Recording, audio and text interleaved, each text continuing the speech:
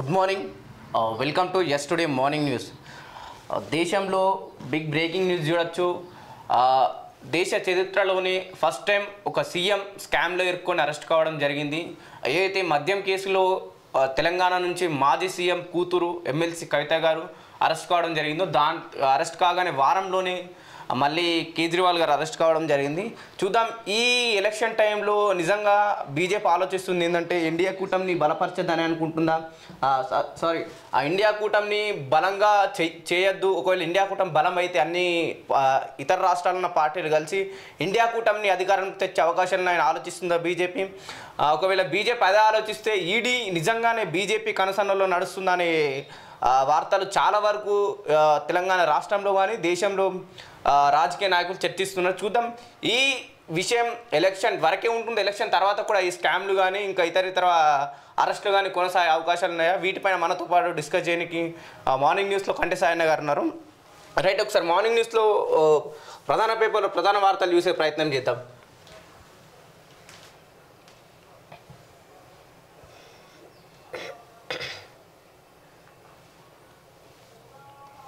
ముందుగా ఈనాడు కేసీఆర్ శకం ముగిసింది. భారత అధినేత మోదీ ఇద్దరివి అప్రజాస్వామిక విధానాలే. లోక్సభ ఎన్నికల్లో రాష్ట్రంలో అనూహ్య ఫలితాలు. కాంగ్రెస్కు 12 నుంచి 14 సీట్లు వచ్చే అవకాశం. భారసాను ఇప్పటికే ప్రజలు తిరస్కరించారు. ఇప్పుడు భాజపాకు అదే గతి. ఈనాడుతో సీఎం రేవంత్ రెడ్డి అనే ఇంటర్వ్యూకి సంబంధించిన న్యూస్ చూడొచ్చు. జాతీయ స్థాయిలో నరేంద్ర మోదీ, రాష్ట్ర స్థాయిలో కేసీఆర్ ఇద్దరు ఒకే రకం. వారు నాణానికి బొమ్మ బొరుసు లాంటి వారు. అప్రజాస్వామిక విధానాలు, హామీలు ఇచ్చి అమలు చేయకుండా ప్రజలను మోసం చేయడంలో ఇద్దరికి తేడా లేదు అని పిసిసి అధ్యక్షుడు ముఖ్యమంత్రి రేవంత్ రెడ్డి అన్నారు. పిసిసి అధ్యక్షునిగా పార్టీని, ముఖ్యమంత్రిగా ప్రభుత్వాన్ని కాపాడుకోవడానికి అవసరమైన వ్యూహాలు తనకు ఉంటాయని అన్నారు. ఇప్పటికే కొన్ని స్థానాలకు పార్టీ అభ్యర్థులను ప్రకటించిందని, ఈ నెల 27 తేదీ 28 కల్లా అన్ని స్థానాలకు అభ్యర్థుల ఎంపిక పూర్తవుతుందని తెలిపారు. అభ్యర్థుల ఎంపికలో తలామునకలై ఉన్న ఆయన గురువారం తాజా పరిస్థితులపై ఈనాడుతో మాట్లాడారు అనే వార్తను చూడవచ్చు. దేశమంతా అభివృద్ధిలో సమతుల్యత పాటించాలని కాంగ్రెస్ చూస్తుంది. ప్రధాని మోదీ అలా కాదు. ఉత్తర భారతం, దక్షిణ భారతం మధ్య తేడా, హిందూ ముస్లింల మధ్య తేడా, ఇలా విభజన రాజకీయాలతో ప్రయోజనం పొందాలని చూస్తారు. ప్రతి మందుకు ఒక ఎక్స్పైరీ డేట్ ఉన్నట్లే రాష్ట్రంలో కేసీఆర్ హయాం కూడా ముగిసింది. ఇక ఆయన ఏమి చేసినా ప్రజలు నమ్మరు. ఆయన అధికారంలో ఉన్నప్పుడు ఎలా మాట్లాడారు, ఏం చేశారు, ఇప్పుడు ఏం మాట్లాడుతున్నారో అందరికీ తెలుసు. కేసీఆర్ రాష్ట్రాన్ని అప్పుల పాలు చేసి అంతా అవినీతిమయం చేశారు. మా ప్రభుత్వాన్ని ప్రజల దగ్గరికి చేర్చాం. ఇక్కడ ఎలాంటి పొరపాటు జరిగినట్లు తెలిసినా వెంటనే చర్యలు తీసుకొని సవరించేందుకు ప్రయత్నిస్తున్నాం. మా ప్రభుత్వం అన్ని వేళల ప్రజలకు అందుబాటులో ఉంటూ పారదర్శకంగా పనిచేస్తుంది. మంత్రులంతా ఆయా శాఖల్లో నిత్యం సమీక్షలు చేస్తూ అవసరమైన నిర్ణయాలు తీసుకుంటున్నారు. ముఖ్యమంత్రి, మంత్రులు అందరం నిత్యం ప్రజల్లోనే ఉంటున్నాం అనేటటువంటి వార్త చూడవచ్చు. అంటే కేసీఆర్ శకం ముగిసింది అంటే నిజంగా ఏదో ఒకరోజు ఎవరి శకమైనా ముగియాల్సిందే. కాబట్టి ఈ ఎన్నికల వ్యవస్థలో ఇటు కేసీఆర్ శకం ముగిసినా లేకపోతే మరొకరి శకం ముగిసినా నిజంగా ప్రజలకు జరిగేదేమున్నది, ప్రజలకు ఒరిగేదేమున్నది? పేదరికం పోయేమన్నా పేదోళ్ళందరూ ధనవంతులయ్యే ఛాన్స్ ఏమైనా ఉందా?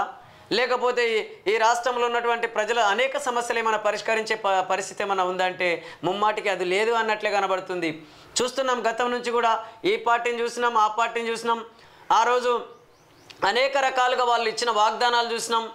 కానీ ఎలక్షన్లోకి వచ్చిన తర్వాత ఏ పార్టీ అయినా సరే అది స్కాముల్లో ఇరుక్కుంటున్నటువంటి పరిస్థితి చూసినాం. ఇవాళ కాంగ్రెస్ పార్టీ ఏమైనా తక్కువనా? మరి ఆనాడు బోఫోర్ స్కామ్లో రాజీవ్ గాంధీ గారు ఇరుక్కున్నటువంటి పరిస్థితి లేదా? ఆయన మీద అనేక ఆరోపణలు రాలేవా? కాబట్టి ఇటు కాంగ్రెస్ పార్టీ చూసినా లేదా అటు బీజేపీ పార్టీ చూసినా లేదా ప్రాంతీయ పార్టీలు చూసినా అనేక పార్టీల పరిస్థితి చూస్తే పెద్ద పాము చిన్న పామును మింగినట్లు, లేదా చిన్నపాము పెద్ద పాములాగా ఎదగడం కోసం ఆర్థికంగా అనేక తప్పుదోవలు దొక్కుతూ గడ్డి గాసం అంతా తింటూ ఇది ఎదగడం కోసం ప్రయత్నం చేస్తున్నటువంటి పరిస్థితి. ఇట్లా చిన్న పార్టీలు పెద్ద పార్టీల తీరు చూస్తే ఈ చిన్నపాము పెద్ద పాము మధ్య ఉన్నటువంటి పరిస్థితి కనబడుతుందని చెప్పేసి అనేక మంది మేధావులు మాట్లాడుతున్నారు.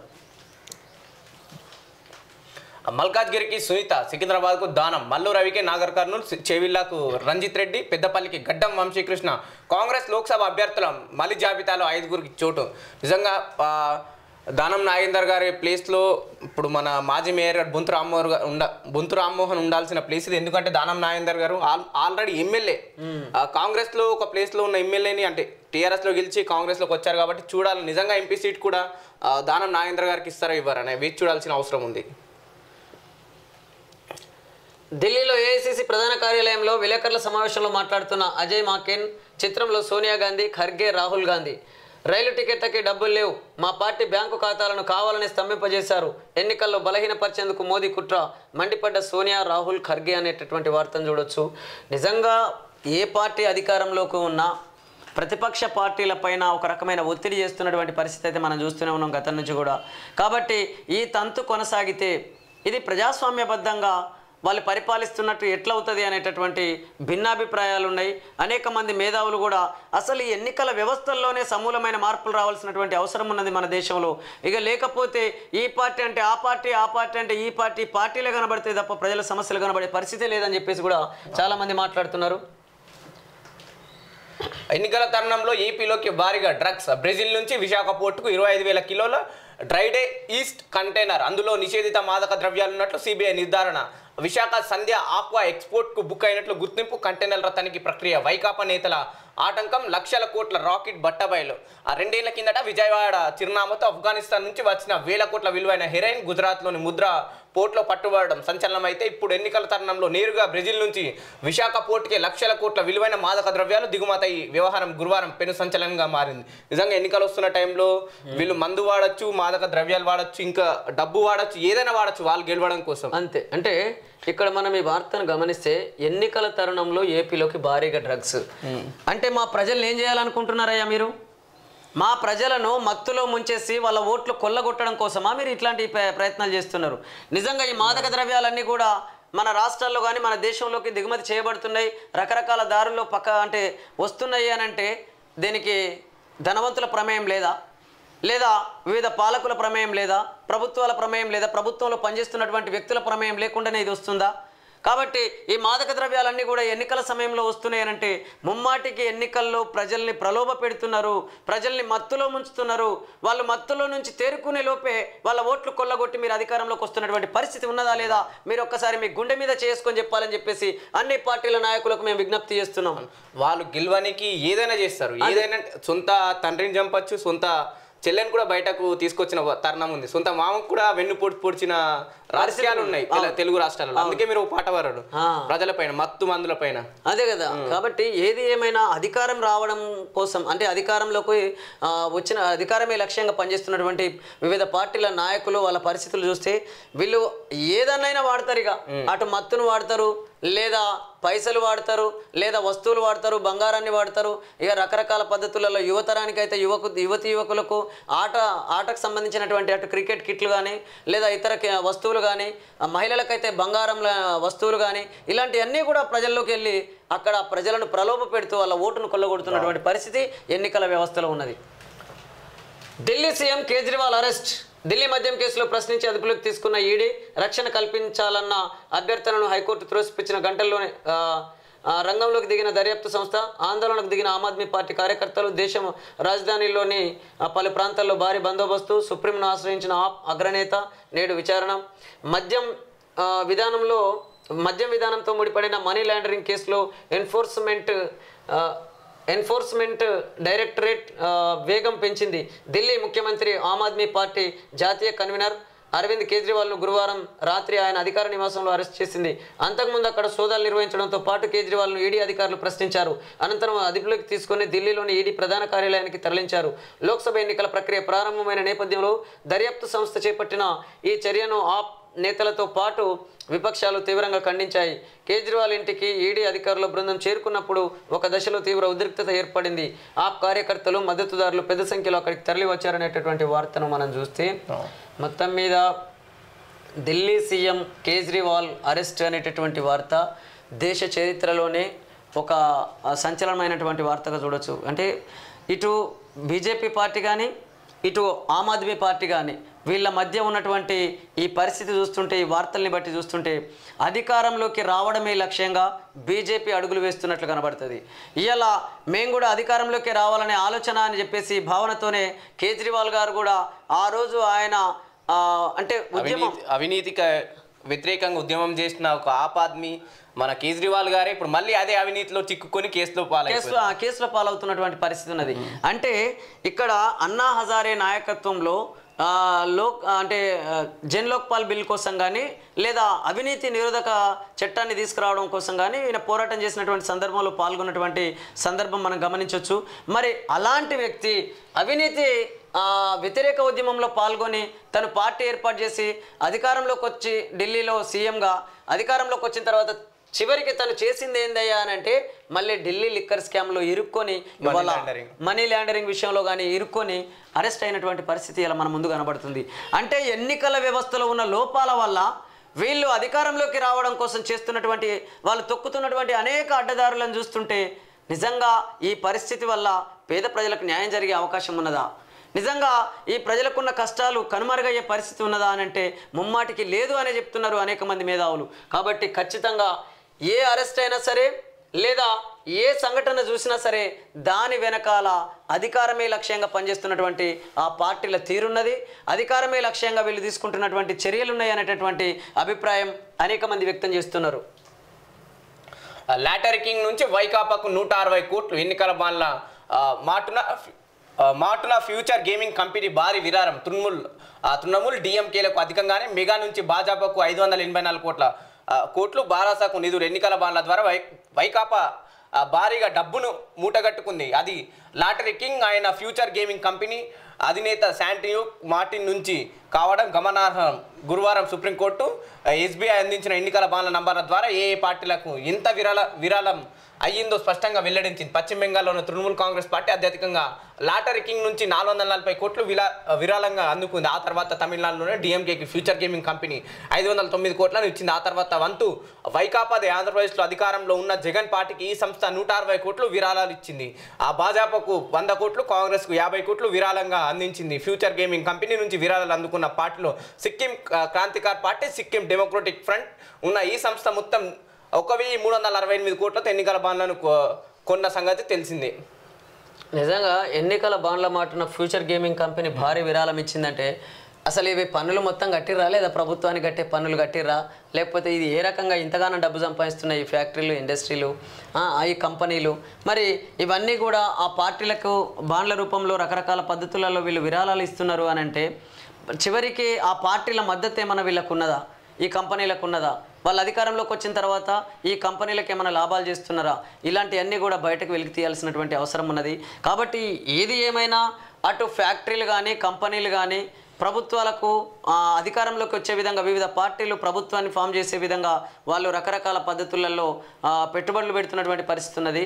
ఇక వీళ్ళు అధికారంలోకి వచ్చిన తర్వాత మళ్ళీ ఆ కంపెనీలు ఎదిగే విధంగా వీళ్ళు ప్రభుత్వ సొమ్మునంతా ప్రజలకు చెందాల్సిన సొమ్మునంతా పక్కదారి పట్టిస్తూ వాళ్ళ కంపెనీలకు కానీ లేదా పరోక్షంగా ప్రత్యక్షంగా వాళ్ళకు మేలు చేస్తున్నటువంటి పరిస్థితి ఉన్నది అనేటటువంటి విమర్శలు కూడా ఉన్నాయి. కాబట్టి రాబోయే రోజులలో ఈ పరిస్థితి మారకపోతే ఈ దేశంలో పేదరికం పోదు, ఈ దేశంలో ఏ సమస్య కూడా పూర్తి స్థాయిలో పరిష్కారం అయ్యే పరిస్థితి లేదు అని చెప్పేసి అనేక మంది మేధావులు మాట్లాడుతున్నారు. కొత్త ఈసీల నియామకంలో ఎందుకంత వేగం? 200 మందిలో 6గురిని 2 గంటల్లోనే ఎంపిక చేశారా? కేంద్రం తీరుపై అసంతృప్తి వ్యక్తం చేసిన సుప్రీంకోర్టు ఎన్నికల కమిషనర్ల నియామకంపై స్టే కోరుతూ దాఖలైన పిటిషన్ల కొట్టివేత. ఇక మెరుపులే నేటి నుంచి ఐపీఎల్ తొలి మ్యాచ్లో చెన్నై ఆర్సీబీ చెన్నై అంటే చెన్నై ఈ రోజు నుంచి ఐపీఎల్ స్టార్ట్. అంతే. ఆంధ్రజ్యోతిలో ప్రధాన వార్తలు చూసే ప్రయత్నం చేద్దాం. ప్రణీత్ రావుకు హైకోర్టులో చుక్కెదురు, కస్టడీని సవాల్ చేస్తూ వేసిన పిటిషన్ డిస్మిస్. నిజంగా డిస్మిస్ చేయాల్సింది, ఎందుకంటే గత ప్రభుత్వంలో కీలకంగా పనిచేసినట్టు నాయకుల ఫోన్లు ట్యాప్ చేయడం కానీ ఇంకా ఇతరుల ఉద్యమకారుల ఫోన్లు కూడా ట్యాప్ చేయడంలో కీలక పాత్ర. సార్ ఇండ్ల మధ్యాహ్న బార్ను ముయించండి, హైకోర్టుకు 6వ తరగతి విద్యార్థిని లేఖ. సుమోటగా కేసు ప్రభుత్వానికి నోటీసులు. బుద్ధి ఉండాలి నిజంగా. 6వ తరగతి చదువుకుంటున్నటువంటి విద్యార్థిని, ఒక పాప, ఆమెకున్న సోయి లేకపోయా కదా ఈ రాష్ట్ర ప్రభుత్వానికి. కాబట్టి ఇప్పటికైనా బుద్ధి తెచ్చుకోర్రి. చిన్న పసిపిల్లలు ఇండ్ల మధ్య బార్లు పెట్టకుర్రి, ఆ బార్ల వల్ల మాకు ఇబ్బంది కలుగుతుందని చెప్పేసి ఒక 6వ తరగతి చదువుతున్న విద్యార్థిని లేఖ రాసే వరకు కూడా ప్రభుత్వానికి సోయి లేకపోతే ఏమనుకోవాలి మరిగా? నేనంటున్న మాట కాదు, అనేక మంది మేధావులు మాట్లాడుతున్నారు. అంటే ఇక్కడ 6వ తరగతి విద్యార్థినికి చదువుకోవడం అనే ఒక లక్ష్యం ఉంది కాబట్టి బాల్ వద్దని చెప్పింది. రాజకీయ నాయకులకు బీల్ ఉంటేనే ఓట్లు వస్తాయని చెప్పేసి వాళ్ళు ఖచ్చితంగా అదే బాల్ డ్రగ్స్ ఇంకా ఇతర మాదక ద్రవ్యాలు వాడుతూ ఓట్లు సంపాదించుకుంటారు. అదే ఇప్పుడు ప్రజాస్వామ్యం అంటే మళ్ళీ గిట్లున్నది. ఇలాంటి పరిస్థితుల్లో మన ప్రజాస్వామ్యం ఉన్నది. కేజ్రీవాల్ అరెస్ట్ మద్యం స్కామ్ కేసులో ఢిల్లీ సీఎం అదుపులోకి తీసుకున్న ఈడీ ఇదే కేసులో కవితను అరెస్ట్ చేసిన వారంలోనే ఇద్దరిని ఎదురెదురుగా కూర్చోబెట్టి విచారించే ఛాన్స్ ఇప్పటికే 9 సార్లు సమాన్లు హాజరు కాని ఢిల్లీ సీఎం గురువారం రాత్రి సమాన్లతో నేరుగా సీఎం ఇంటికి కేజ్రీవాల్ ఆయన భార్య ఫోన్లు ఐపాడ్లు స్వాధీనం దాదాపు 2 గంటల పాటు సోదాలు ప్రశ్నలు. నేడు పిఎంఎల్ఏ కోర్టు ముందుకు కస్టడీ వినతి అరెస్ట్ను అడ్డుకోవాలని ఉదయమే ఢిల్లీ హైకోర్టుకు ఎలాంటి రక్షణ కల్పించలేమంటూ జడ్జిల తిరస్కరణ. ఢిల్లీ సీఎం ఇంటి ఎదుట ఆప్ కార్యకర్తల నిరసన పెద్ద ఎత్తున మోహరించిన ఆర్ఏఎఫ్ సిఆర్పిఎఫ్ కేజ్రీవాల్ సీఎంగా కొనసాగుతారు. మంత్రి అతీషి టార్గెట్ పూర్తయింది. గోవా అసెంబ్లీ ఎన్నికల్లో ఆప్ ప్రచారానికి 100 కోట్లు చేతులు మారాయని అందుకు ఢిల్లీ మద్యం విధానాన్ని సరళించారనే ఆరోపణలున్నాయి. కుంభకోణం క్లైమాక్స్కు చేరుకుంది. ఢిల్లీ ముఖ్యమంత్రి ఆప్ అధినేత అరవింద్ కేజ్రీవాల్ను ఎన్ఫోర్స్మెంట్ డైరెక్టరేట్ అరెస్ట్ చేసింది. దాంతో దాదాపు 2 ఏళ్లుగా కొనసాగుతున్న అరెస్టుల పర్వం ముగిసినట్లే. ఈ కేసులో పాత్రదారులంతా అప్రూవల్గా మారడంతో సూత్రధారుల మెడకు బిగించుకున్నట్లే. కాకపోతే ఒకప్పుడు అవినీతికి వ్యతిరేకంగా ఉద్యమించిన కేజ్రీవాల్ ఇప్పుడు అదే కేసులో అరెస్టు కావడం వైచిత్రి. ఢిల్లీ మద్యం కుంభకోణం కేసులో ముఖ్యమంత్రి అరవింద్ కేజ్రీవాల్ ఎన్ఫోర్స్మెంట్ డైరెక్టరేట్ గురువారం రాత్రి అరెస్ట్ చేసింది. ఇదే కేసులో తెలంగాణ మాజీ ముఖ్యమంత్రి కేసీఆర్ కుమార్తె కవిత అరెస్టు చేసిన వారం రోజుల్లోనే కుట్రదారిగా పేర్కొన్న కేజ్రీవాల్ అరెస్ట్ చేయడం విశేషం. తద్వారా ఢిల్లీ మద్యం స్కామ్లో అరెస్టుల పర్వం క్లైమాక్స్కు చేరినట్లయింది. ఈ స్కామ్లో 100 కోట్లు చేతులు మారాయని ఆరోపిస్తున్న ఈడీ ఈ కుంభకోణంలో పాత్రపై కేజ్రీవాల్ను కవితను ఎదురెదురుగా కూర్చోబెట్టి ప్రశ్నిస్తున్నట్లు తెలిసింది. నిజానికి ఢిల్లీ మద్యం స్కామ్లో విచారణకు రావాలంటూ ఈడీ ఇప్పటికే 9 సార్లు కేజ్రీవాల్కు సమాన్లు పంపింది. కానీ ఆయన హాజరు కాలేదు. దాంతో గురువారం రాత్రి 7 గంటల 45 నిమిషాలకు 10వ సమాన్లతో నేరుగా ఈడీ అధికారులు కేజ్రీవాల్ ఇంటికి చేరుకున్నారు. సోదాలు చేసేందుకు తమ వద్ద వారెంట్ ఉందని ముఖ్యమంత్రి కార్యాలయ సిబ్బందికి తెలిపారు. తొలుత కేజ్రీవాల్ ఆయన భార్య మొబైల్ ఫోన్ అండ్ ఐపాడ్లను స్వాధీనం చేసుకున్న ఈడీ అని వార్తలు చూడొచ్చు ఆంధ్రజ్యోతిలో. అంటే ఇది ధన రాజకీయాలు నడుస్తున్నప్పుడు ఈ ధన రాజకీయాల కోసం వీళ్ళు చేస్తున్నటువంటి ఈ ఎత్తుగడలు ఇవన్నీ చూస్తే నిజంగా ఒకవేళ కేజ్రీవాల్ గారు ఎలాంటి అవినీతి చేయనట్లయితే మరి ఈడీ అధికారులు ఎందుకు అరెస్ట్ చేసినట్టు? ఎందుకు ఇంత పెద్ద ఆరోపణలు వస్తున్నాయి? అంటే వాళ్ళ ఎలాంటి ప్రమేయం లేకుండానే ఇవన్నీ జరుగుతున్నాయా? కాబట్టి డైరెక్ట్గానో ఇండైరెక్ట్గానో ప్రభుత్వాల ప్రమేయంతోనే ఇలాంటి అవినీతి అక్రమాలు ఇలాంటి స్కామ్లు జరుగుతున్నటువంటి పరిస్థితి ఉన్నది అని చెప్పేసి కూడా అనేక మంది మేధావులు మాట్లాడుతున్నారు. కాబట్టి ఈ స్కామ్లకన్నిటికీ కారణం ఈ పార్టీ ఆధ్వర్యంలో ఏర్పడుతున్నటువంటి ప్రభుత్వాలు, అందులో ఉన్న నాయకులే కారణమవుతున్నారు. కాబట్టి ఇలాంటి నాయకులు ఎన్నికల్లోకి రాకుండా మనం అనేక రకాల మార్పులు చేసుకొని ప్రజాస్వామ్యబద్ధంగా ప్రజలకు పరిపాలన అందించాల్సినటువంటి అవసరం ఉన్నది. కాబట్టి ఆ దిశగా అన్ని పార్టీలు ప్రయత్నం చేయాలి. అన్ని పార్టీల్లో ఉన్నటువంటి నాయకులు మేధావులు ప్రయత్నం చేయాలి. కానీ ఆ పార్టీల గెలుపే లక్ష్యంగా పనిచేస్తున్న పరిస్థితి ఉన్నది తప్ప వివిధ పార్టీలోని నాయకుల తీరు చూస్తే కానీ ప్రజాస్వామ్యబద్ధంగా ప్రజలకు పరిపాలన అందిద్దాం, అయ్యో వచ్చినాం కొద్ది రోజులు భూమి మీద ఉండిపోయేటోళ్ళం, ఏదైనా ఒక మంచి మార్పు కోసం కృషి చేద్దామనే నాయకులే కరువవుతున్నట్లు కనబడుతుంది ఎన్నికల వ్యవస్థను చూస్తుంటే అని చెప్పేసి అనేక మంది మేధావులు అంటున్నారు. అవినీతి కేసులో అరెస్ట్ అయిన అవినీతి వ్యతిరేక ఉద్యమకారుడు కేజ్రీ అరెస్ట్పై బగ్గుమన్న ఇండియా కూటమి. ఇది నియంతృత్వ చర్య. రాహుల్ బీజేపీ దిగజారుడు తనం. శరద్ పవార్ ఓటమి భయంతోనే ఎంకే స్టాలిన్. జైలు నుంచి సీఎం కేజ్రీ విధులు సాధ్యమేనా? నిజంగా జైలు నుంచి సీఎం విధులు సాధ్యమేనని చెప్పేసి ఒక క్వశ్చన్ మార్క్ కూడా చూడాలి. కొంతకాలం కవితను కలిసిన తల్లి శోభ, అన్న కేటీఆర్, వారి వెంట న్యాయవాది మోహిత్ రావు గంటపాటు భేటీ. నేడు సుప్రీంకోర్టులో విచారణకు రానున్న పిటిషన్పై చర్చ. మా ఆదేశాలని ధిక్కరిస్తారా? ధర్మాసనం వ్యాఖ్యలను వక్రీకరిస్తారా? నిత్యం రాజ్యాంగ వ్యతిరేక పనులేనా? తేలిగ్గా తీసుకోం, చర్యలకు ఆదేశిస్తాం. సీఎం కోరిన మంత్రిగా పొన్నుడితో ప్రమాణం చేయించరా? తమిళనాడు గవర్నర్పై సుప్రీం ఆగ్రహం. నేటిలోగా పొమ్మనుడితో ప్రమాణం చేయించాలనే ఆదేశం అనే వార్తను చూడొచ్చు. ప్రెస్ ఇన్ఫర్మేషన్ బ్యూరో నిజ నిర్ధారణపై స్టే. ఫ్యాక్ట్ చెకింగ్ యూనిట్ ఏర్పాటును నిలిపివేస్తూ సుప్రీం ఆదేశాలు. ఇది భావ వ్యక్తీకరణ స్వేచ్ఛకు సంబంధించిన అంశమని వ్యాఖ్య. బాంబే హైకోర్టు తీర్పు వచ్చే వరకు స్టే. నిజ నిర్ధారణ విభాగాన్ని వ్యతిరేకిస్తూ ఎడిటర్స్ గిల్డ్ కునాల్ క్రమ్ పిటిషన్లో అనే వార్తను చూడొచ్చు. నంబర్లు ఇచ్చేసాం, ఎన్నికల బాండ్ల పూర్తి సమాచారాన్ని ఈసీకి సమర్పించాం. రాజకీయ పార్టీల ఖాతా కేవైసీ కొనుగోలుదారులు కేవైసీ డేటా ఇవ్వలేదు. అవి లేకుండా ఏ పార్టీ ఎవరికి ఎన్నెన్నో విరాళాలు ఇచ్చారనే వివరాలు తెలుస్తాయి. సుప్రీంలో ఎస్బీఐ చైర్మన్ అఫిడవిట్ తాజా వివరాలను ప్రచురించిన ఈసీ బీఆర్ఎస్కు ఒకే రోజు 268 కోట్లు 2021 అక్టోబర్ 2023 జూలై మధ్య 4 రోజుల్లో 663 కోట్ల బాండ్లు దాతలు మెగా యశోద ఐటీసీ రహేజా రాజపుష్ప తదితర సంస్థలు మెగా విరాళాలే 201 కోట్లు బీజేపీకి క్లీన్ స్లిప్ 385 కోట్లు ఫ్యూచర్ గేమింగ్ మెగా తర్వాత ఎక్కువ బాండ్లు కొన్న సంస్థ ఆ మెగా కంపెనీ ఎలాగో కేసీఆర్కి సంబంధించింది కాబట్టి దాంట్లో మెగా కృష్ణారెడ్డి ఇండైరెక్ట్గా కేసీఆర్ బినామీ అన్నట్లుగా వ్యవహరించిన తీరును బట్టి చూస్తే ఒకవైపేమో పార్టీ మెగా ఇంజనీరింగ్ సంస్థకు సపోర్ట్ చేసినట్టు, మెగా ఇంజనీరింగ్ సంస్థనేమో వీళ్ళకి సపోర్ట్ చేసినట్టు, ఇవన్నీ కూడా సైమల్టేనియస్గా నడుస్తున్నటువంటి పరిస్థితి ఉన్నది. అంటే ఎన్నికలనే ఒక వ్యాపార కేంద్రంగా మలుచుకొని వివిధ పార్టీలు పరిపాలనే లక్ష్యంగా పనిచేస్తున్నటువంటి పరిస్థితి ఉన్నది ఎన్నికల వ్యవస్థలో. కాబట్టి ఎన్నికలు ప్రజాస్వామ్యబద్ధంగా ప్రజలకు ప్రజాస్వామ్యాన్ని అందించాల్సినటువంటి ఎన్నికలు ఇవాళ అవి వ్యాపారంగా మారిపోయినటువంటి పరిస్థితి చూస్తుంటే ఈ వ్యాపారంలో మరియు ఎవరు అధికారంలోకి వచ్చేటట్టున్నారంటే ఎవరు ఎక్కువ పెట్టుబడులు పెట్టి ఎవరు ఎక్కువ ప్రజల్ని ప్రలోభాలకు గురి చేస్తే ఎవరు ఎక్కువ పత్రిక ప్రకటనలు ఇస్తే ఎవరు ఎక్కువ ప్రచారాలు చేసుకుంటే ఎవరు ఎక్కువ అంటే ఈ ప్రచారాలు చేసుకోవాలంటే మళ్ళీ స్కామ్ చేయాలి, స్కామ్ల డబ్బుతోనే మళ్ళీ ప్రచారం చేసుకోవాలి. కాబట్టి ఎవరు ఎక్కువ అర్ధబలం లేదా అంగబలం ఇవన్నీ కలిగి ఉన్నారో అవన్నీ చూయించుకొని ప్రజల్లోకి వస్తారో వాళ్ళు మాత్రమే అధికారంలోకి వచ్చేటటువంటి పరిస్థితి ఈ ఎన్నికల వ్యవస్థలో ఉన్నది అని చెప్పేసి అనేక మంది మేధావులు మాట్లాడుతున్నారు. మరి ఇలాంటి ఎన్నికలలో పేద ప్రజలకు ఈ ఎన్నికల ద్వారా లేదా ఈ ప్రజాస్వామ్య పరిపాలనలో ప్రజలకు ఎట్లా న్యాయం జరుగుతుందో ఒక్కసారి ఆలోచించాలని చెప్పేసి కూడా అనేక మంది మేధావులు అంటున్నారు. పతంజలి క్షమాపణలు, తప్పుదోవ పట్టించే ప్రకటనలు ఇవ్వబోమని సుప్రీంకు హామీ అనేటటువంటి వార్త. నిజంగా టీవీలలో వచ్చేటటువంటి ప్రకటనలు చూస్తే పతంజలి కాదు, చాలా ప్రకటనలు చూస్తే చాలా కంపెనీల ప్రకటనలు చూస్తే చాలా విచిత్రంగా కనబడుతుంటాయి. అసలు సంబంధం లేనటువంటి పరిస్థితుల్లో ఆ ప్రకటనలు కనబడుతూ ఉంటాయి. కాబట్టి ఇలాంటి ప్రకటనలు లేకుండా జాగ్రత్తలు తీసుకోవాలి. నిజంగా ఆ దిశగా ఈ కేంద్ర రాష్ట్ర ప్రభుత్వాలు అడుగులు వేయాలి.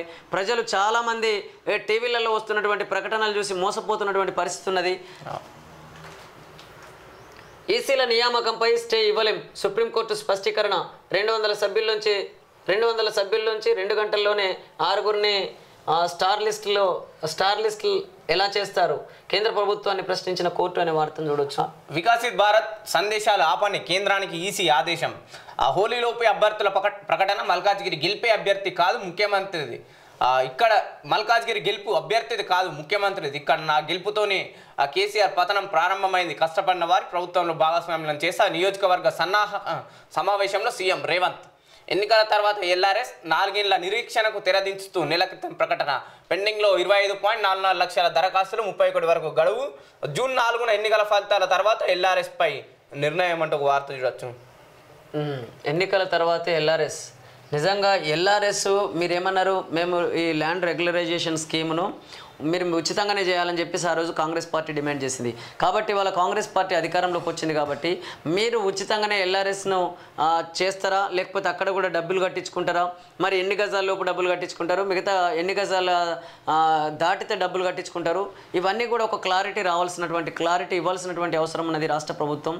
కాబట్టి ఏది ఏమైనా ఎల్ఆర్ఎస్ కానీ ఇంకోటి కానీ ఇవన్నీ స్కీములు తీసుకొస్తున్నటువంటి ఈ పరిస్థితులలో చాలామంది అత్యంత ధనవంతులు ప్రభుత్వ సంబంధించినటువంటి భూమిని కూడా వాళ్ళు రకరకాల పద్ధతులలో రెగ్యులరైజ్ చేసుకునేటటువంటి పరిస్థితులు ఉన్నాయి.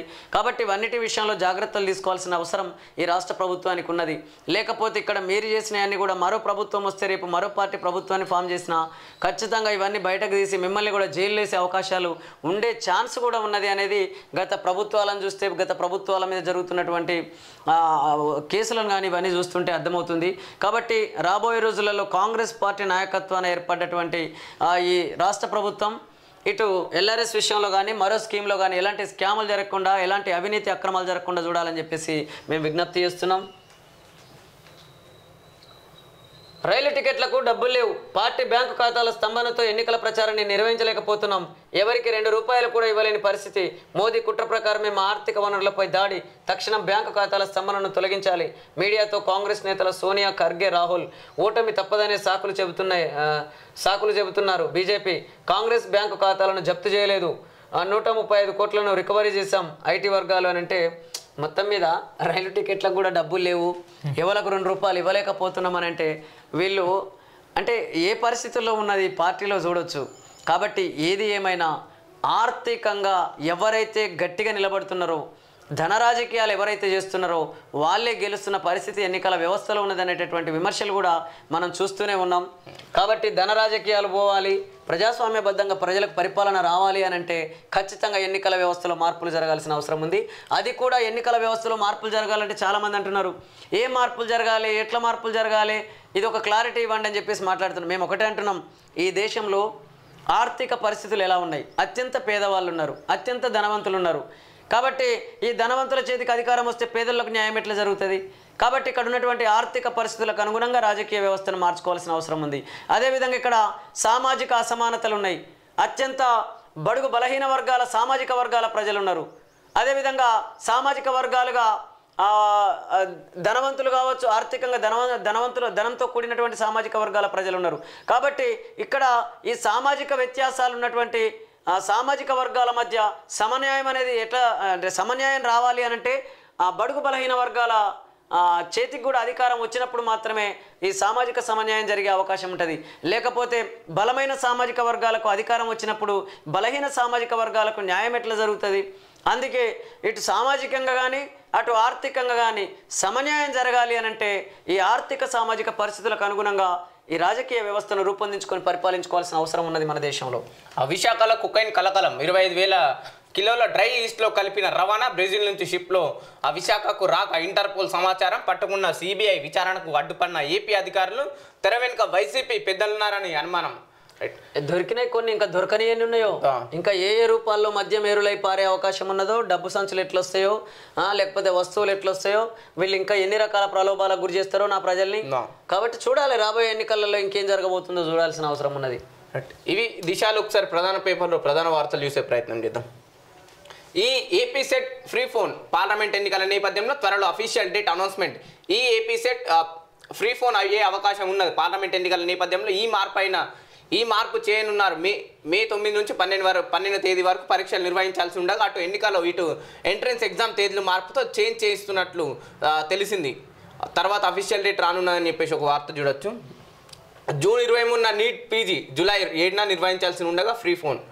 ధనాధన్ ఫటాఫట్ ఆ టైటిల్ కోసం 10 జట్ల ఫైట్. తొలి మ్యాచ్ చెన్నై బెంగళూరు డి. ప్రారంభ వేడుకలో Rahman, Akshay Kumar. No action no reaction, silent మోడ్లో కారు. బుజ్జగింపులు లేవు, సంప్రదింపులు లేవు. బీఆర్ఎస్లో ఏం జరుగుతుందనే చర్చ. సింహం బయటకు వస్తుంది అన్న డైలాగ్కే పరిమితం. నల్గొండ, కరీంనగర్లో సభలు పెట్టినా కనిపించని జోస్. నిస్తేజంలో గులాబీ లీడర్లు, కేడర్ నేతలు పార్టీ వేడుతున్న నో రెస్పాన్స్ అనేటటువంటి వార్తను చూస్తే అంటే ఇక్కడ సింహం బయటకు వస్తుంది, సింహం బయటికి వస్తుంది అన్న డైలాగ్కే పరిమితమైనటువంటి పరిస్థితి చూస్తే మరి సింహం కేసీఆర్ అయితే మరి బీసీలు ఏంటిది అన్నట్టు, మరి ఎస్సీలు ఏంటి అన్నట్టు, మరి ఎస్టీలు ఏంటిది అన్నట్టు, లేదా మిగతా సామాజిక వర్గాల బిడ్డలు వీళ్ళలాగా సీఎంలు కావద్దా, లేదా వీళ్ళలాగా సింహం బయటకు వస్తుంది అనేటటువంటి వార్త లెక్క మరి బీసీ బిడ్డల వార్తలు రావద్దా, లేదా ఎస్సీ బిడ్డల వార్తలు రావద్దా, ఎస్టీ బిడ్డల వార్తలు రావద్దా, పేద ప్రజల ఓసీలో ఉన్న పేద ప్రజల బిడ్డల వార్తలు రావద్దా? వాళ్ళు వీళ్ళకి బలయ్యే ఇతర జంతువులు. ఎస్, అంటే మొత్తం మీద వీళ్ళు సింహాలు, ఇక వాళ్ళందరూ గొర్రెలు, మేకలు, ఆవులు, మిగతా జంతువులా? కాబట్టి ఇక్కడ సింహాలు భీమాలు కాదు, ఇక్కడ కావాల్సింది సకల జన సామాజిక న్యాయం. సకల జన సామాజిక న్యాయం కోసం పనిచేయండి, సకల జన సామాజిక న్యాయం కోసం మీరు మాట్లాడండి. కానీ అయితే కేసీఆర్ లేకుంటే రేవంత్ రెడ్డి, ఇక లేకపోతే కాంగ్రెస్, లేదంటే బీఆర్ఎస్, లేదంటే బీజేపీ, ఇది కాదు కదా నా ప్రజలకు కావాల్సింది.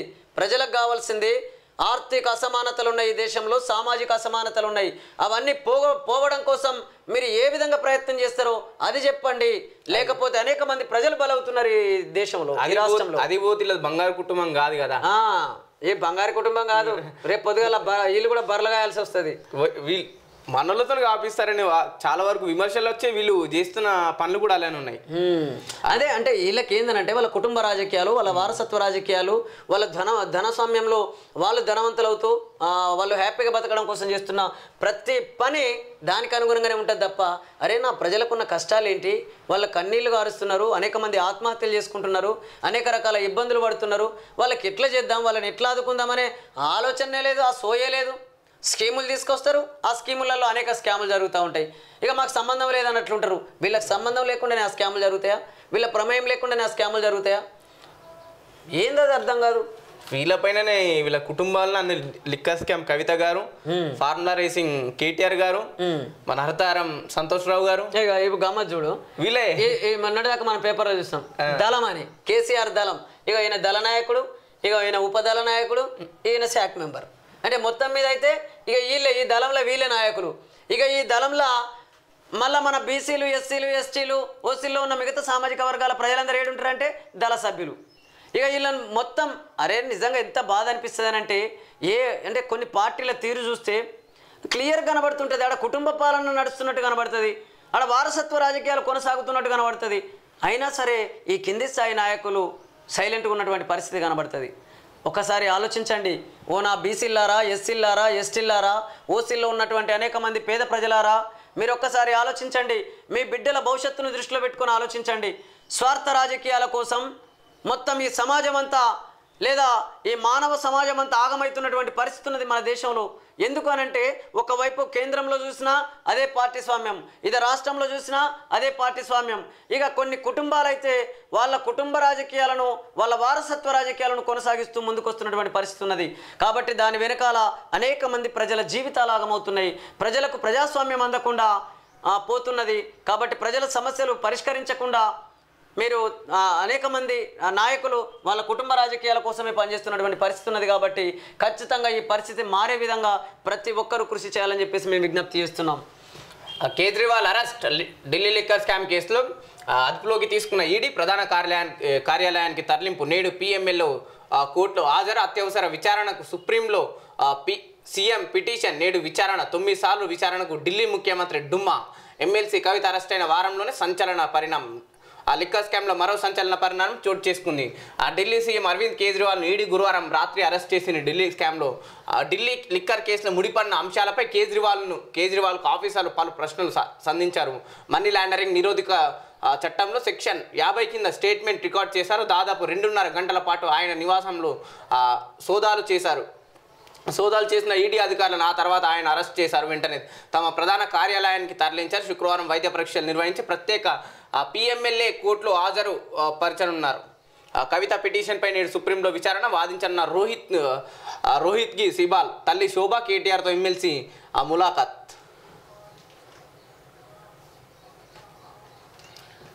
పసిడి ధరకు రెక్కలు ఒకే రోజు 1000 పెరుగుదల, 24 క్యారెట్లు 67,420. గ్లోబల్ మార్కెట్లో కొత్త గరిష్టాలకు గోల్డ్ అనేటటువంటి వార్తను చూడొచ్చు. కాంగ్రెస్లోకి సబ్ జూనియర్ని, కాంగ్రెస్లో నేను సబ్ జూనియర్ని, సీఎం ఎట్లా అవుతా? మంత్రి పొంగులేటి శ్రీనివాసరెడ్డి బీఆర్ఎస్ అవినీతి అక్రమాలపై వైట్ పేపర్.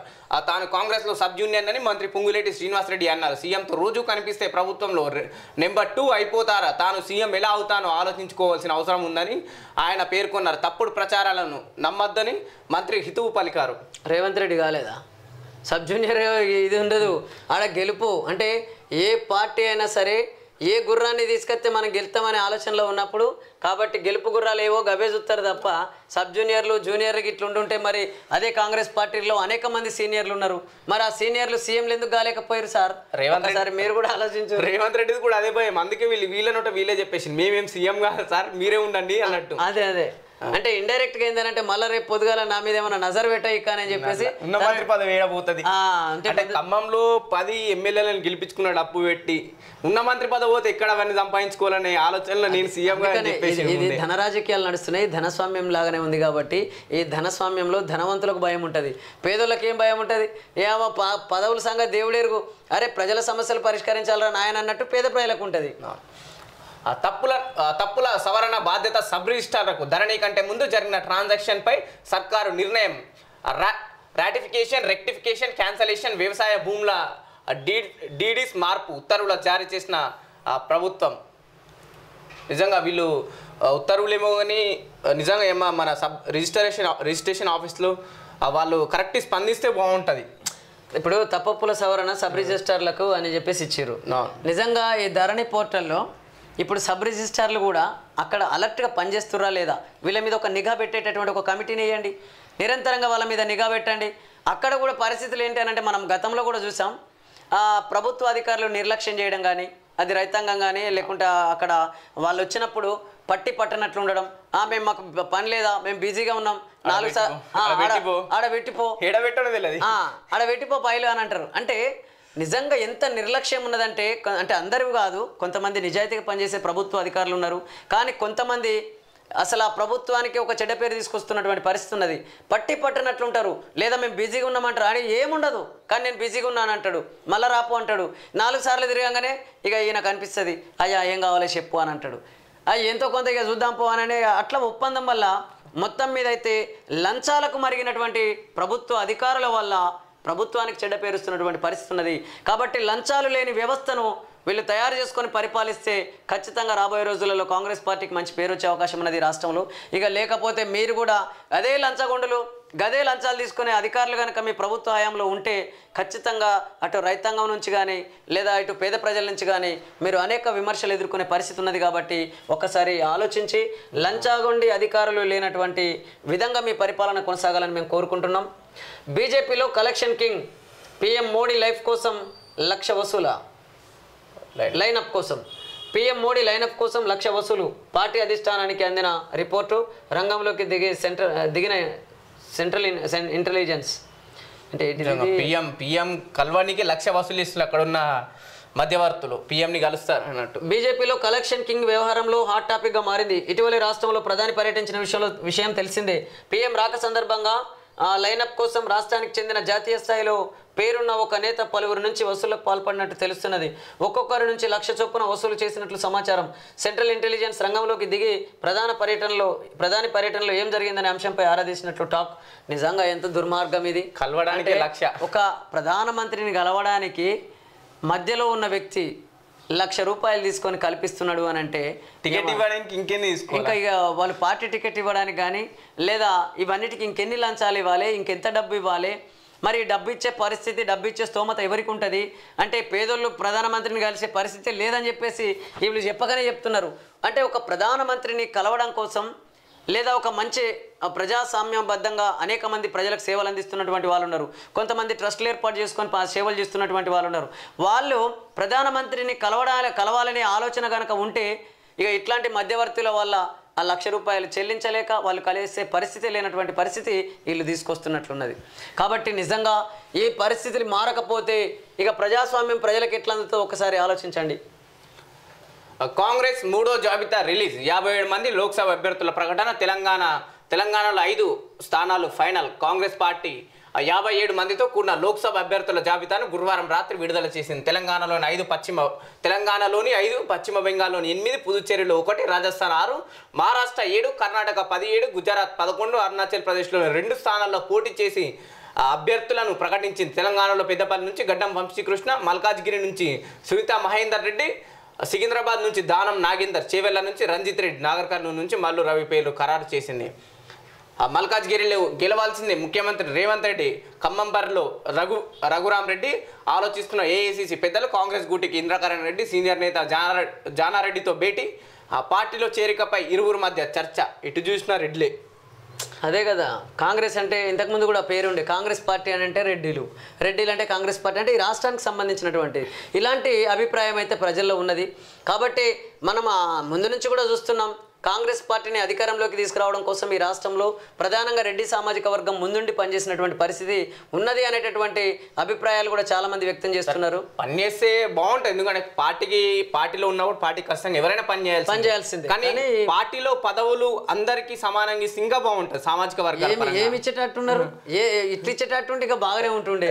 ఇవాళ అలా మొత్తం పదవులన్నీ తీయండి, ఎక్కువ శాతం రెడ్లకు కేటాయించుకునేవి ఉన్నాయి. మళ్ళీ రెడ్లకే ఎందుకు ఇస్తున్నారు అంటే రెడ్డిలలో కూడా అనేక మంది పేద ప్రజలు ఉన్నారు. మరి ఆ రెడ్డిలలో ఉన్న ఏ కూలోనికి ఇచ్చిరా ఆ పదవులు, లేకుంటే ఏ కార్మికుడికి ఇచ్చిరా పదవులు, ఏ పేద ప్రజలకు ఇచ్చిరా పదవులు? ఆ రెడ్డి సామాజిక వర్గంలో ఆ రెడ్డి కమ్యూనిటీలో ఉన్నటువంటి ఏ పేదోళ్ళకి ఇచ్చిర్రు ఈ పదవులు? మళ్ళీ అందులో కూడా ధనస్వాములకి, ధనవంతులకి, ఎవరైతే పెట్టుబడులు పెట్టి రాజకీయాలను ప్రభావితం చేయగలరో అలాంటి వాళ్ళకే పార్టీ టికెట్లు దొరుకుతున్నాయి తప్ప అందులో ఉన్న పేద బిడ్డలకు ఎక్కడ పార్టీ టికెట్లు దొరుకుతున్నాయి ఒకసారి చెప్పండి అని చెప్పేసి కూడా అనేక మంది మేధావులు మాట్లాడుతున్నారు. ఆ భూదాన్ భూమి ఎక్కడ? శంషాబాద్లో 10 ఎకరాల మాయం, రిజిస్ట్రేషన్, రెవెన్యూ శాఖల సహకారం, దశాబ్దాలుగా అనేక ట్రాన్సాక్షన్స్. ఇప్పుడు నిషేధిత జాబితాలో ఆందోళనలో ప్లాట్ల యాజమానులు చేతులు దులిపేసుకున్న ఇండికా హోమ్స్. రోకలి బండతో కొట్టి నీటి తొట్టిలో పడేసి చేనులో 8 నెలల శిశువును వదిలివెళ్లిన గుర్తు తెలియని మహిళ, కుక్కల దాడిలో చిన్నారి మృతి, వివాహేతర సంబంధానికి అడ్డుగా ఉన్నాడని కొడుకును హత్య చేసిన తల్లి. నాగర్ కర్నూలు జిల్లాలో ఘటన అనేటటువంటి వార్తను చూస్తే నిజంగా మాతృప్రేమ అనేది ఎటువైపు పోతుంది? ఏంటిది ఇది? ఈ కనీసం మానసిక పరిపక్వత లేకుండా పోతున్నది. మనుషులుగా ప్రవర్తించే పరిస్థితి లేకుండా తయారవుతున్నారు అని చెప్పేసి సంఘటనను బట్టి చూస్తే అర్థమవుతుంది. కానీ నిజంగా ఈ పరిస్థితి అనేది రావడానికి గల కారణాలు ఏంటో అన్వేషించాలి. ఖచ్చితంగా మనం మనుషుల యొక్క పరిపక్వత మారాలి అనంటే, వాళ్ళు అభివృద్ధి చెందాలి, ఇలాంటి ఆలోచనలు చేయొద్దు అనంటే తప్పకుండా చిన్నప్పటి నుంచే ఆ పిల్లల పెంపకంలో తల్లిదండ్రుల విషయంలో మార్పులు రావాల్సిన అవసరం ఉంది. తల్లిదండ్రుల్లో కూడా అదేవిధంగా ప్రాథమిక విద్యా స్థాయి నుంచి, స్కూళ్ళ నుంచే వాళ్ళ యొక్క మానసిక పరిపక్వతను పెంపొందించుకునే విధంగా మన చదువులు ఉండాలి. దానికి అనుగుణంగా ఈ రాష్ట్ర ప్రభుత్వం, ఈ కేంద్ర ప్రభుత్వం అడుగులు వేయాలి. కానీ లేకపోతే ఇగో ఇలాంటి సంఘటనలు జరిగిన తర్వాత అయ్యో ఇట్లా జరిగిందా అట్లా జరిగిందా, లేకపోతే ఈమె తప్ప ఆమె తప్ప అంటే ఈ సంఘటన మేరకే కాదు మనం చూడాల్సింది. ఈ సంఘటన జరగడానికి ఆమెకున్న మానసిక స్థితి, అదేవిధంగా అక్కడ జరిగినటువంటి అనేక అంటే ఈ ప్రాబ్లం ఏంటి, అసలు ఎందుకోసం ఇలా చంపింది, వీటన్నిటిని కూడా మనం పరిగణనలోకి తీసుకొని మరొక సంఘటన ఇలాంటిది జరగకుండా చూడాల్సినటువంటి బాధ్యత ఈ రాష్ట్ర ప్రభుత్వాల మీద ఉన్నది. అదేవిధంగా పిల్లల పెంపకంలో కూడా తల్లిదండ్రులు కూడా తగు జాగ్రత్తలు తీసుకోవాలి. నా కొడుకు డాక్టర్ కావాలి, నా కొడుకు ఇంజనీర్ కావాలి, నా కొడుకు ఇంకోటి కావాలని ఇట్లాంటి ఆశలతో పెంచకుండా, నా కొడుకు నా తల్లిదండ్రులు సరిగ్గా చూస్తారా లేదా ఈ సమాజం పట్ల వాడు ఏ విధంగా ఉంటాడు, ఏ భావనతో ఉంటాడు, మరి ఈ సమాజంలో వాడు నా తల్లిదండ్రులకు మంచి పేరు తెస్తాడా లేదా అనేటటువంటి ఆలోచనతో తల్లిదండ్రులు పెంచాలి. కానీ నా కొడుకు అది కావాలి ఇది కావాలి అన్నీ అవుతాడు, కానీ చివరికి తల్లిదండ్రులకు దూరం అయ్యే పరిస్థితి ఉన్నది. ఇలాంటి పరిస్థితి రాకుండా తల్లిదండ్రులు కూడా ఆలోచించాలి. అదేవిధంగా ఈ రాష్ట్ర ప్రభుత్వం, ఈ కేంద్ర ప్రభుత్వం కూడా విద్యా వ్యవస్థలో మార్పులు తీసుకొచ్చేసి ఒక మంచి పిల్లలుగా తయారయ్యే విధంగా తీర్చిదిద్దాల్సిన బాధ్యత ఉన్నది అని చెప్పేసి అనేక మంది మాట్లాడుతున్నారు. వరంగల్లో పోలీసుల జులుం, ఇసుక రవాణాదారుడిపై అమానుషం, బట్టలు తీసుకొట్టిన కానిస్టేబుల్ అనేటటువంటి వార్త చూడొచ్చు. గతంలో నేరెళ్ల ఘటన కూడా ఇదే విధంగా, నేరెళ్ల ఘటన కూడా ఇట్లనే జరిగింది. పోలీసులు కూడా విపరీతంగా రెచ్చిపోతున్నటువంటి పరిస్థితి ఉన్నది అని చెప్పేసి ఈ ఘటనల్ని బట్టి చూస్తే అర్థమవుతుంది. కాబట్టి మీరు రక్షక భటులు రక్షించాలి అనంటే చట్ట పరిధిలో మీకు కండిషన్స్ ఉంటాయి. ఆ కండిషన్స్ ప్రకారమే మీరు డ్యూటీలు చేయాలి. లేకపోతే దానికి భిన్నంగా కనుక డ్యూటీ చేసినట్లయితే మీరు కూడా ఎంతో కష్టపడి ఆ డ్యూటీలు తెచ్చుకున్నటువంటి వాళ్ళు ఉంటారు. ఈ కానిస్టేబుల్ ఆయనతో ఇప్పుడు డ్యూటీ సస్పెండ్ అయ్యే ఛాన్స్ ఉంటుంది, లేకపోతే మొత్తం మీరు డ్యూటీ పోయే పరిస్థితి ఉంటుంది. కాబట్టి మీరు జాగ్రత్తగా ఉండండి. మీరు డ్యూటీలు చేసే విషయంలో మీరు ఖచ్చితంగా ఆ చట్టబద్ధంగా మీరు డ్యూటీ చేయండి, ప్రజలకు రక్షణ కల్పించండి. కానీ ఇలాంటి అంటే విపరీతమైనటువంటి దాడులు చేసే అధికారం మీకు లేదు అనే విషయాన్ని కూడా మీరు గుర్తుపెట్టుకోవాలి. కాబట్టి మీరు మీ డ్యూటీని అది ప్రజాస్వామ్యబద్ధంగా మీ సేవలు ప్రజలకు అందించాల్సిన అవసరం ఉంది.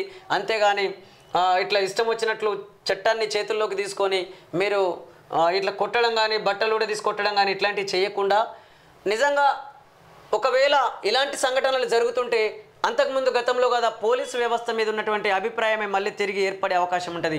పోలీసు వాళ్ళు అంటేనే అరే అబ్బో వాళ్ళు అంటే ఒక భయానకమైనటువంటి వాతావరణం ఉండేది ప్రజల్లో. కానీ తెలంగాణ రాష్ట్రం వచ్చిన తర్వాత తెలంగాణలో కొంత పరిస్థితి అయితే మారింది. ఫ్రెండ్లీ పోలీసింగ్ అనేది వచ్చిన తర్వాత కొంత మార్పు వచ్చింది. కానీ మళ్ళీ కాంగ్రెస్ పార్టీ అధికారంలోకి వచ్చిన తర్వాత ఇలాంటి సంఘటనల్ని బట్టి చూస్తుంటే మళ్ళీ గతం ఒకవేళ రిపీట్ అయ్యే అవకాశం ఏమన్నా ఉన్నదా అని చెప్పేసి అనేక భయాలు అయితే కలిగే అవకాశం ఉన్నది. హీరోయిన్స్ ఫోన్లు ట్యాప్, రాజకీయ పెద్దలకు ఆ వివరాలు, ప్రణీత్ రావు విచారణలో సంచలన విషయాలు, మెదడులో న్యూరోలింక్ చిప్, వీడియో గేమ్ ఆడిన పక్షవాత బాధితుడు, ఎక్స్లో షేర్ చేసిన ఎలాన్ మస్క్, 25,000 కిలోల డ్రగ్స్ పట్టివేత, బ్రెజిల్ నుంచి విశాఖ పోర్టుకు సీజ్ చేసిన సిబిఐ కస్టమ్స్ ఆఫీసర్లు. రైట్ సార్, నమస్తే తెలంగాణలో ప్రధాన వార్తలు చూసే ప్రయత్నం చేద్దాం.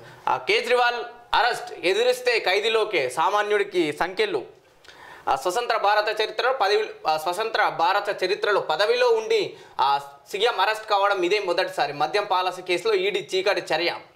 కేజ్రీకి ముందస్తు బెయిల్ ఇవ్వలేమన్న ఢిల్లీ హైకోర్టు. సరిగ్గా ఆ సమయం కోసమే వేచి చూసిన ఈడీ బృందం వెంటనే కేజ్రీ నివాసానికి 12 మంది అధికారులు సోదాల కోసం మాత్రమే వచ్చామంటూ సెర్చ్ వారెంట్. తర్వాత సీఎం ఫోన్ స్వాధీనం, బంధువులవి కూడా. 2 గంటల పాటు విచారణ. అరెస్టు చేసినట్టు ప్రకటన. సుప్రీంకు వెళ్లే సమయం ఇవ్వకుండా పక్కా వ్యూహం. కేంద్ర సర్కార్కు వ్యతిరేకంగా ఆప్ కార్యకర్తల నిరసన. ఢిల్లీలో హైటెన్షన్. భారీ ఎత్తున పోలీసుల మోహరింపు. అర్ధరాత్రి సుప్రీంకు కేజ్రీవాల్ బృందం. నేడు విచారణకు పీఎంఎల్ఏ కోర్టులో కేజ్రీవాల్ను ప్రవేశపెట్టనున్న ఈడీ. కేజ్రీకి దేశవ్యాప్తంగా సంఘీభావం. విపక్ష నేతల మద్దతు. కేజ్రీ రిజైన్ చేయరు. జైల్లో ఉన్న ఆయన సీఎం ఆప్. ఒక బీజేపీ నేతనైనా అరెస్ట్ చేశారా సీఎం స్టాలిన్? పిరికితనానికి ఈ అరెస్ట్ నిదర్శనం. సీఎం విజయన్ విపక్షం లేకుండా చేయడమే వారి ఆలోచన. అఖిలేష్ యాదవ్ అంటూ ఒక వార్త చూడొచ్చు. నిజంగా ఇక్కడ మాత్రం ఒకటి గమనించాలి. అదే బీజేపీ పార్టీలో కూడా కొంతమంది నేతలు అవినీతికి పాల్పడ్డటువంటి పరిస్థితి అయితే మనం చూసినాం గతంలో. మరి వీళ్ళంటి విషయాలలో వాళ్ళు కూడా ఇట్లా ఎందుకు అరెస్టులు చేయలేకపోతున్నారని వీళ్ళు క్వశ్చన్ చేస్తున్నారు. ప్రతిపక్షం ఎలక్షన్స్ వస్తున్నాయి కాబట్టి అధికార పక్షానికి ప్రతిపక్షం బలంగా ఉండకుండా చేయడమే అధికార పక్షం లక్ష్యంగా కనబడుతుంది. కాబట్టి అది ఈ పార్టీ అనే కాదు, ఒక బీజేపీ అనే కాదు, ఆనాడు కాంగ్రెస్ కూడా ఇలాంటి పరిస్థితుల్లో అనేక చర్యలు చేపట్టినటువంటి సందర్భాలు ఉన్నాయని చెప్పేసి కూడా గత వార్తలు కూడా ప్రెసిడెంట్ రూల్ చూడొచ్చు. అప్పుడు అవును, ప్రెసిడెంట్ రూల్ చూడొచ్చు. అట్లా చాలా నిర్ణయాలు తీసుకున్నటువంటి పరిస్థితి ఉంటుంది. కాబట్టి ఏది ఏమైనా ప్రజాస్వామ్యబద్ధంగా ఎన్నికలు జరగాలి తప్ప ఇట్లా పార్టీల ప్రకారం ఒక పార్టీని ఇంకో పార్టీ లేదా ఒక పార్టీ అధికారంలోకి వచ్చిన తర్వాత ప్రతిపక్షంలో మిగతా పార్టీలు లేకుండా వారి యొక్క బలాన్ని తగ్గించడం కోసం రకరకాల పద్ధతులలో ముందుకెళ్తున్నారు. అటు దాడులు చేయడం కావచ్చు, ఈడీ దాడులు చేయడం కావచ్చు, లేకపోతే వాళ్ళకు కింది స్థాయి నాయకులకు రకరకాల పద్ధతులలో తాయిలాలు ప్రకటించి వాళ్ళను పార్టీలో చేర్చుకోవడం కావచ్చు. ఇలాంటివి జరుగుతున్నటువంటి పరిస్థితుల్లో ఇక ప్రజాస్వామ్యం ఎట్లా నిలబడుతుంది? కాబట్టి ఇక్కడ మరి వీళ్ళేమన్నా తక్కువనంటే నిజంగా అవినీతికి వ్యతిరేకంగా పోరాటం చేసినటువంటి కేజ్రీవాల్ గారే ఇవాళ అవినీతిలో ఇరుక్కున్న పరిస్థితి చూస్తుంటే అసలు ఎవరిని నమ్మాలనో ఎవరిని నమ్మొద్దో అర్థం కాని పరిస్థితుల్లో నా ప్రజలు ఉన్నారు అని చెప్పేసి అనేక మంది మేధావులు మాట్లాడుతున్నారు. గత 10 ఏళ్లలో ఈడీ నమోదు చేసిన కేసుల్లో 95% విపక్ష నేతలపైనే. 2014 తర్వాత ఈడీ అభియోగాలు రుజువైంది కేవలం 0.64% కేసుల్లోనే. ఇది రాజకీయ ప్రతీకార దాడి, నిరాధార ఆరోపణలతో టార్గెట్. బీజేపీ చేతుల్లో సాధనలుగా ఈడీ, సిబిఐ, కేటీఆర్. కేజ్రీవాల్ అరెస్టుకు ఖండన. నేలవాలన ఆశలు. ఎకరానికి 15,000, రాళ్లవాన నష్టానికి పరిహారం అందజేస్తాం. ఆందోళన వద్దు, ప్రభుత్వం ఆదుకుంటుంది. ఒకే దఫలో 2 లక్షల రుణమాఫీకి యోచన. రైతులకు మంత్రి జూపల్లి కృష్ణారావు హామీ. అకాల వర్షాలతో దెబ్బతిన్న పంటల పరిశీలన. నిజంగా దీని మంత్రి జూపల్లి హామీని ప్రభుత్వం తీసుకుంటారట. ఎందుకంటే మంత్రి జూపల్లి గారు ఎక్సైజ్ డిపార్ట్మెంట్ మంత్రికి సంబంధించిన వారు. అంటే ఏది ఏమైనా రైతాంగం నష్టపోతున్నాడు. ఎకరానికి 15,000 ఇస్తామని అంటున్నారు. ప్రకటించిన మాటనైతే నిజం. కానీ ఇక్కడ ఒకటి మనం గమనించాలి. ఎకరానికి 15,000 రాళ్లవాన నష్టానికి పరిహారం అందజేస్తామన్నారు. మరి ఎండిన పంటలకు ఎవడు ఇవ్వాలయ్యా? అంటే పంటలు ఎండిపోయినటువంటి రైతులు ఎటన్నా కానీ వాళ్ళు చనిపోయినాయి, వాళ్ళు ఆత్మహత్య చేసుకొని అప్పుల పాలు కానీ ఆగం కానీ ఏమన్నా కానీ అంటే వాళ్ళు ఓట్లు ఎత్తున్నాయి, వాళ్ళు వేసినవి ఓట్లు కావా? కాబట్టి మీరు రైతాంగం విషయంలో కూడా కన్ఫ్యూజన్తో మీరుండొద్దు, రైతుల్ని కన్ఫ్యూజ్ చేయొద్దు. మీరు ఒకటి స్పష్టమైనటువంటి నిర్ణయం తీసుకొని ప్రజలకు హామీ ఇవ్వండి. పంట నష్టపోయినది ఏ కారణం వల్ల పంట నష్టపోయిందని కాదు, పంట నష్టపోయినటువంటి ప్రతి ఒక్క రైతు కుటుంబాన్ని ఆదుకోవాల్సినటువంటి బాధ్యత మీ మీద ఉన్నది. ఆ దిశగా మీ ప్రభుత్వాలు అడుగులు వేయాల్సినటువంటి అవసరం ఉన్నది. అంతేగాని ఇవాళ వడగండ్ల వాన అంటే రాళ్ల వాన నష్టానికి పరిహారం అందజేస్తామనంటే మరి ఎండిపోయిన పంటను ఎవరు, ఆ రైతులను ఎవరు ఆదుకోవాలి? కాబట్టి మీరే ఒక సరి అయినటువంటి అవగాహనతో లేరు అని చెప్పేసి ఈ ప్రకటనను బట్టి చూస్తే అర్థమవుతుందని చెప్పేసి కూడా అంటున్నారు. కాబట్టి మీరు ఇప్పటికైనా ఆలోచించి ఏ రూపంలో ఏ పరిస్థితులలో రైతాంగానికి నష్టం జరిగినా నష్టపోయినటువంటి రైతుల్ని మీరు చూసి ఆ రైతాంగం ఎంత మేరకు నష్టపోయారు, ఎన్ని హెక్టార్లలో పంట నష్టం జరిగింది, మరి ఆ రైతాంగాన్ని మనం ఏ విధంగా ఆదుకుందాం, ఇవన్నీ కూడా మీరు సమీక్షించి ఆ రైతాంగాన్ని ఆదుకోవాల్సిన బాధ్యత మీ మీద ఉందని చెప్పేసి మేము గుర్తు చేస్తున్నాం. ఆ పంటలకు నీళ్లు కష్టమే, తాగునీటికే తనలాడుతున్నాం. కర్ణాటకలోనూ కరువైంది. నీళ్లు దిగే పరిస్థితి లేదు. సీఎం పదవిపై ఆశ లేదు. మంత్రి పొంగులేటి చిట్చాట్. కౌలు రైతు ఆత్మహత్య. దిగుబడి రాక అప్పులు తీర్చలేక ఉరి వేసుకొని బలాన్మరణం. ఫ్యాక్ట్ చెక్ పై స్టే భావ వ్యక్తీకరణ స్వేచ్ఛకు సంబంధించిన అంశమని సుప్రీంకోర్టు వ్యాఖ్యలు.